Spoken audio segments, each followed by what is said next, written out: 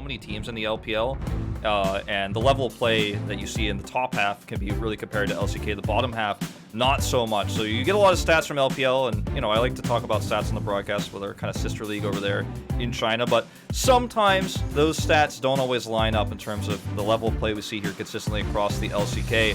I like the Victor pick here a lot, actually, with late game Orange. So there is a late game option here. There is fallback. This is not a very strong late game composition on the side of Nongshim Red Force as well, even with the Xayah on the other side. So yeah. I do think that, you know, this is going to be another slow-paced game for me and you, Atlas. I think it might be, although if Fred and Brion are going to be able to say anything about it, I think they're going to try and up this pace as much as we can, as much as they can. As we hop onto the Rift here for game number 1, Fred and Brion versus Nongshim Red Force. Fight another reason why up there, but does allow him to guarantee that he's not going to be behind going to the late game. Ooh, this is not a fight I think that Umti wants to commit to. No, he's going to have to flash to get himself out. There's Lens picked up as well, and now Umti finds himself in melee range with 2 people in first blood very comfortably. Goes over to Peanut.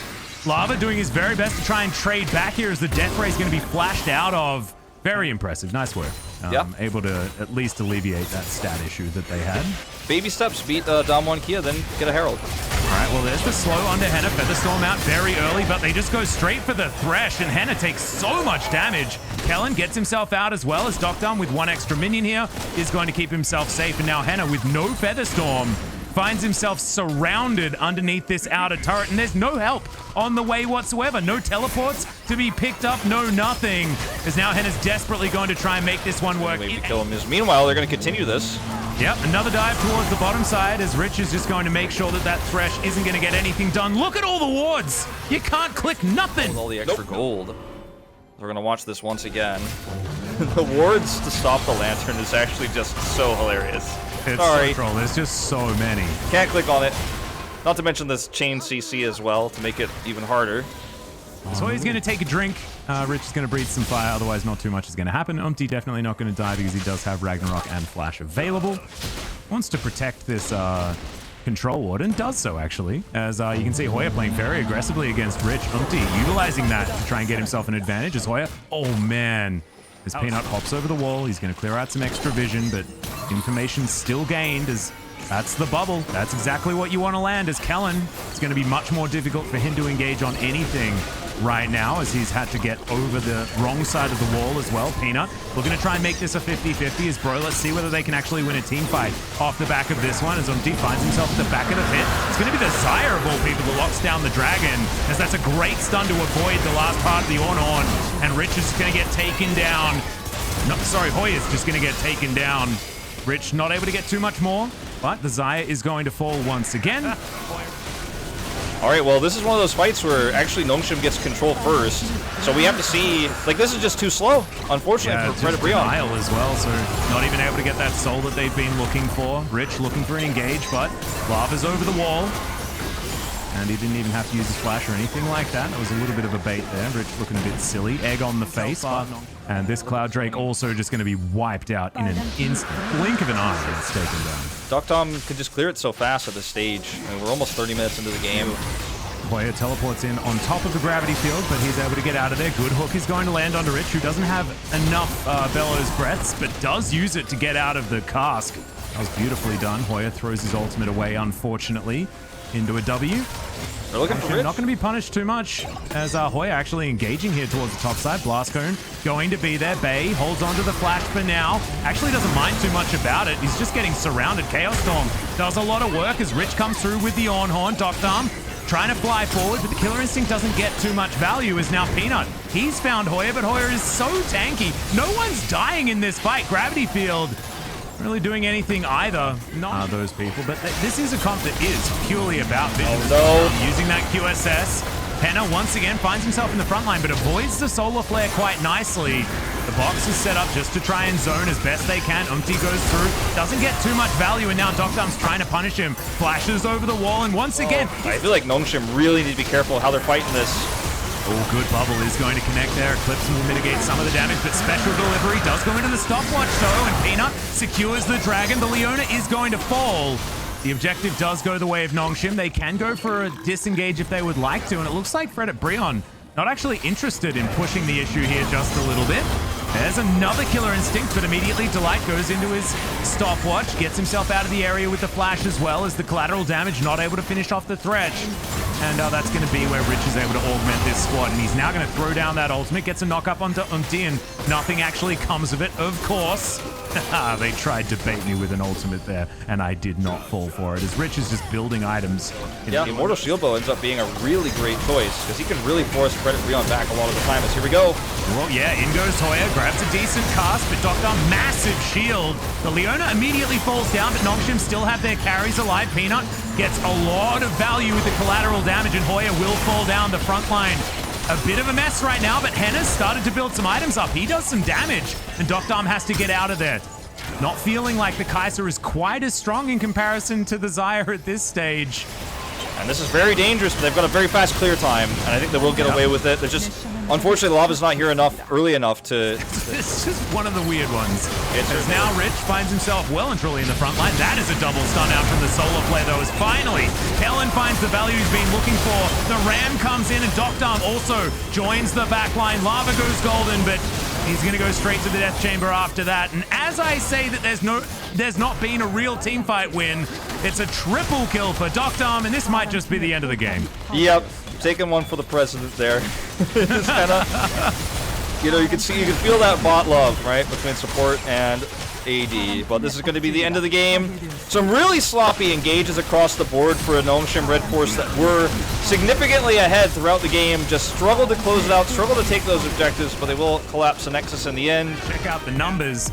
This is going to very much help that pitiful 19% damage. In the mid lane, Bay was certainly throwing out all the death rays he could find, and when you see a Zoe number that is that low in a game that went this long, then you know that the pick just wasn't working the way that it was intended. You can tell that there's definitely vision problems. Welcome back everybody for the second match of tonight, and a team that are tied up at second place, they're having a clash tonight. So what's your take on the draft first? Because Nongshim Red Force was able to take down Freddy Breon, a team just recently took down Damwon Kia. So it was really odd to see Orianna, Syndra, and Twisted Fate getting banned out. So Bro locked in Zoe, the one top tier mid lane champion left. So they wanted to play around the mid lane. Well, they did manage to play around the objective with this priority, but the problem was Freddy Breon didn't really have a lot of tools to initiate fights. So Zoe started to feel a lot more pressure as the game went by, and we had Xayah coming out on the bottom lane. Xayah and Thresh can get priority up against Kai'Sa and Leona, so because of that, Thresh was actually roaming around the map. Xayah was left alone in the lane, so she got doved for a couple of times. So actually Nongshim was able to snowball by punishing the amortization mistake of Bro. So let's take a look at the highlight where Freddy Breon started to lose their snowball. We want to point out how Kellen focused on the laning phase. So when Umti was at Dragon, well, Delight was helping him to finish up the Drake, whereas Leona didn't leave her lane. So she didn't make any pointless roam to other side of the map, so she was able to stack up her XP, and which later on ended up making her actually eclipse the opponent in terms of the level.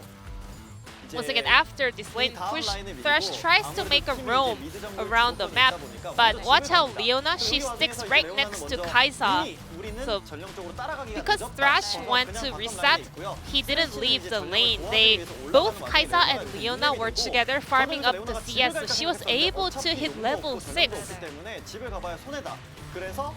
So because there was no Herald, Leona didn't really reset or move to other part of the map. She stayed in lane and called Peanut to this turret dive attempt. Olaf and Zoe. Because of the lane priority, they were able to get the Herald, but Zaya was not in a really good position to survive the turret dive.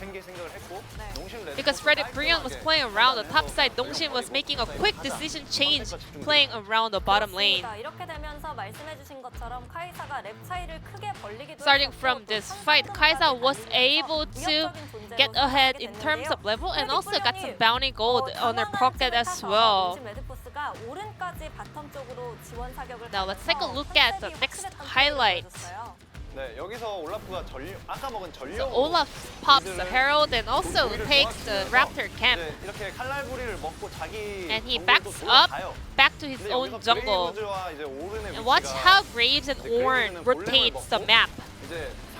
Peanut finished his goal line camp and stays right next to Ornn. So we have a call coming from the bottom duos of Nongshim calling the Ornn downside in order to make another turret dive attempt. So instead of Ornn, Graves actually comes for the top lane to take all the minion waves coming up to the down of the top lane turret. So there was no minion that was lost, and they were able to pick up a clean kill as well. Freddy actually relied too much on the lantern, but we saw tons of wards getting placed on the lantern, so no one could not click anything. So Nongshim was really smart playing the map this time around. So now let's check out the player of the game, and it's gonna be Tokdam playing Kai'Sa.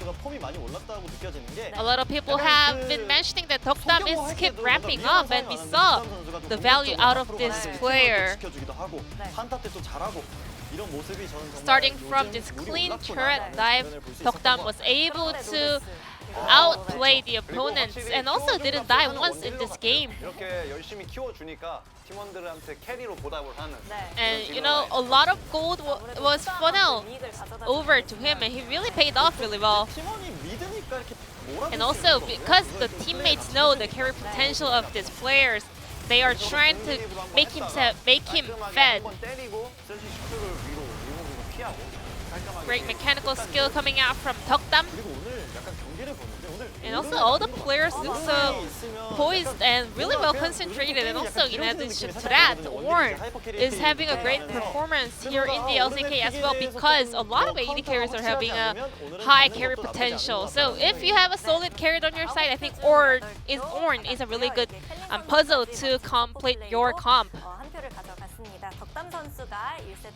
Tokdam shared one POG vote with his bottom duo partner, and Nongshim can become one of the middle of the pack team if they can win game number 2 and uncuff their losing streak. So let's move on to game number 2.